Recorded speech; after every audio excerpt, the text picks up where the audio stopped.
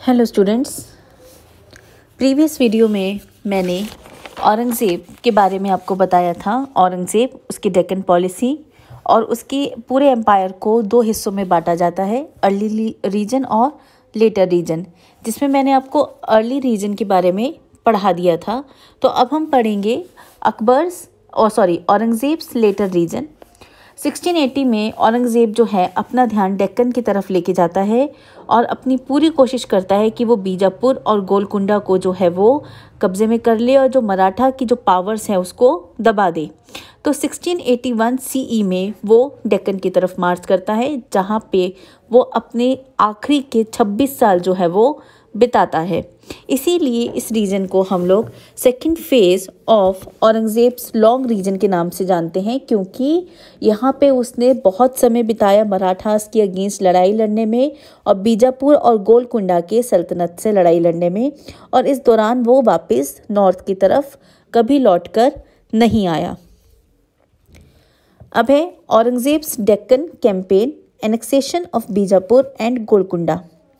औरंगज़ेब ने बीजापुर को 1686 में और गोलकुंडा को 1687 में जो है अनेक्स्ट कर लिया था, कब्जा कर लिया था। लेकिन इन दोनों स्टेट्स को एनेक्स करना मुग़ल एम्पायर के लिए खतरा साबित हुआ, क्योंकि एक तो ये बहुत बड़े थे और दूसरा इनको कब्जे में करने के बाद मुगल्स जो है अब डायरेक्टली मराठास के अंडर में आ गए थे। अब उनको डायरेक्टली मराठास से कांटेक्ट करना पड़ रहा था, जो उनके लिए बहुत ही नुकसानदायक साबित हुए।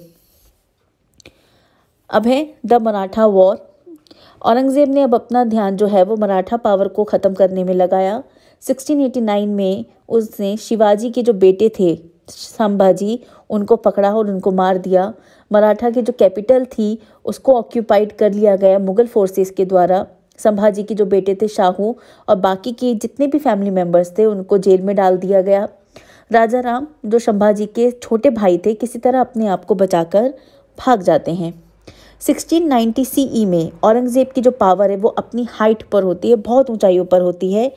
उसका एम्पायर जो है वो काबुल से लेके चिटगोंग और कश्मीर से लेके कावेरी तक हर जगह फैला हुआ होता है। उसका जो सपना होता है कि पूरे भारत के ऊपर उसका अपना किंगडम स्थापित हो, वो कहीं ना कहीं उसका फुलफिल हो चुका होता है। लेकिन अगर हम रियलिटी में देखें तो ये एक्चुअल में उसकी कोई सफलता नहीं थी, क्योंकि इस वक्त पे आकर उसको बहुत कुछ नुकसान झेलना पड़ रहा था, बहुत कुछ उसका लॉस हो चुका था।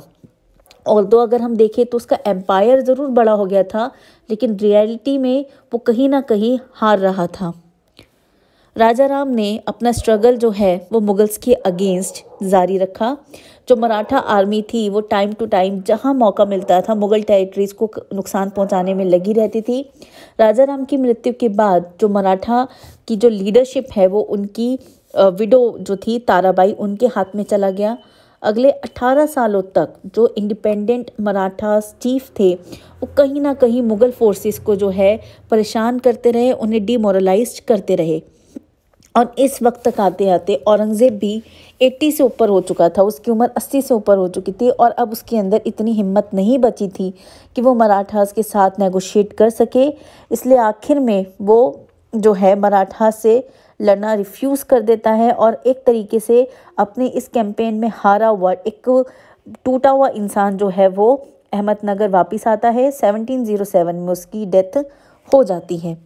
तो इस तरीके से मराठास उसको आखिरी तक चैलेंज करते रहे और आखिरी तक औरंगज़ेब जो है वो मराठास से लड़ाई लड़ता रहा। औरंगज़ेब का जो ये कोशिश था कि वो मराठा पावर को फेल कर दे, ये फेलियर साबित हुआ। उसकी डेथ के समय तक अगर हम देखें, उसके मरने के बाद तक, तो मराठास जो है एक second centre of political power या फिर मुग़ल एम्पायर के लिए सबसे बड़ा खतरा बनकर साबित हो चुके होते हैं। तो हम ये देखते हैं कि इतने लंबे समय का जो स्ट्रगल मराठास के साथ उसका रहता है, मुग़ल एम्पायर को बहुत ज़्यादा नुकसान पहुंचाता है। उसके कई सारे रीजंस थे। सबसे पहले तो ये हुआ कि इतना लंबा समय डेक्कन में बिताने की वजह से और लड़ाइयाँ लड़ने की वजह से जो एक्चुअल में उसका धन कोष था मुग़ल डायनेस्टी का, जो मुग़ल का जो इकनॉमी थी वो धीरे धीरे ख़त्म होती चली गई। सारा पैसा जो है वो युद्ध में लगने लगा, जिसकी वजह से उसको फिनेंशियली बहुत ज़्यादा दिक्कत होने लगी। साउथ में स्पेशली डेक्कन में अपना ज़्यादा समय बिताने की वजह से औरंगज़ेब नॉर्थ की तरफ ध्यान नहीं दे पा रहा था और नॉर्थ में जो उसकी एब्सेंस का जो है वो फ़ायदा उठाया गया। लोग करप्टेड हो गए, एडमिनिस्ट्रेशन जो है वो बहुत बेकार हो गया, कानून व्यवस्था जो है नॉर्थ इंडिया की वो ख़त्म होती चली गई, ख़राब होती चली गई। इस वजह से जो उसका एक्चुअल एम्पायर नॉर्थ इंडिया का था वो धीरे धीरे उसके हाथ से जो है वो छूटता चला गया। जो नोबल्स बने हुए थे, औरंगज़ेब के ना होने की वजह से नोबल्स जो है वो बहुत ज़्यादा रिबेलियन हो गए और जहाँ मौका मिलता था वो खुद को इंडिपेंडेंट घोषित कर देते थे। जाट और सिख जो नॉर्थ दिल्ली में फैले हुए थे, उन्होंने औरंगज़ेब की एब्सेंस की वजह से जो है अपने आप को बहुत स्ट्रॉन्ग बना लिया।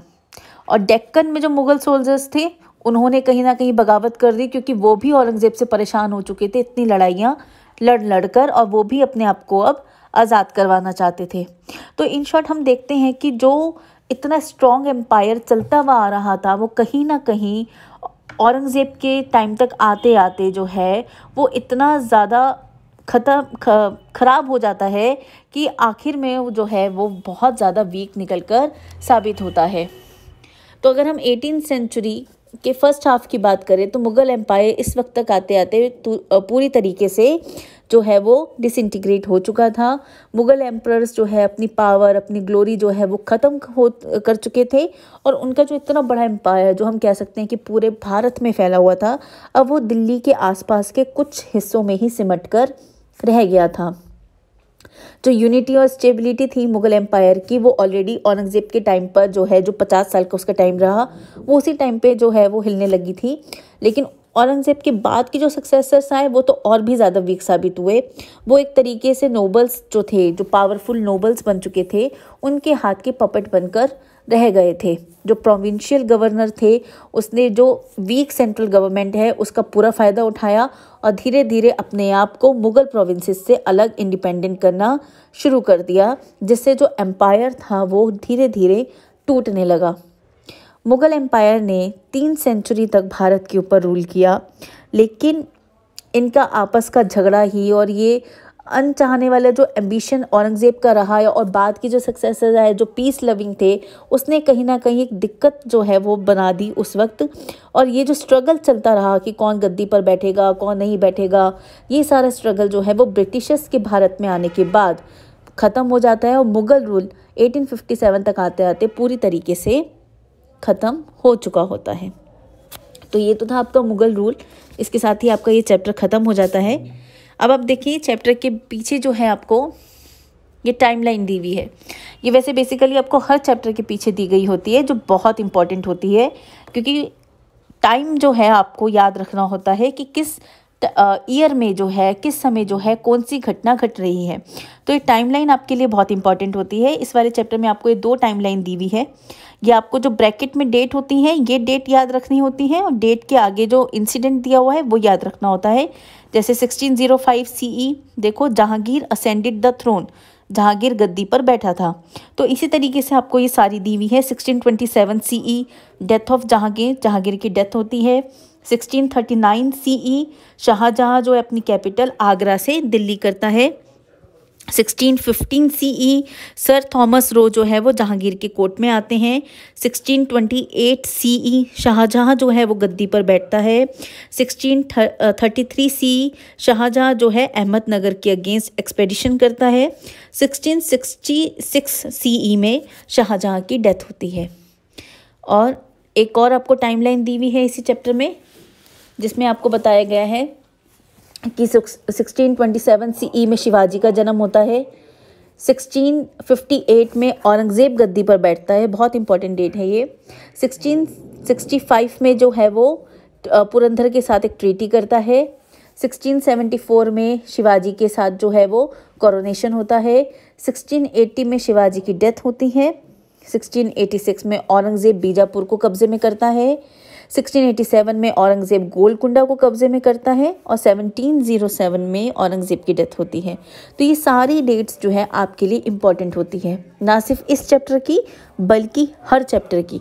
तो जिस भी चैप्टर में आपको ये पीछे टाइमलाइन दी होती है ये आपको कॉपी में ज़रूर बनानी होती है, ज़रूर लिखनी होती है। इसके साथ ही आपका ये चैप्टर भी ख़त्म हो जाता है।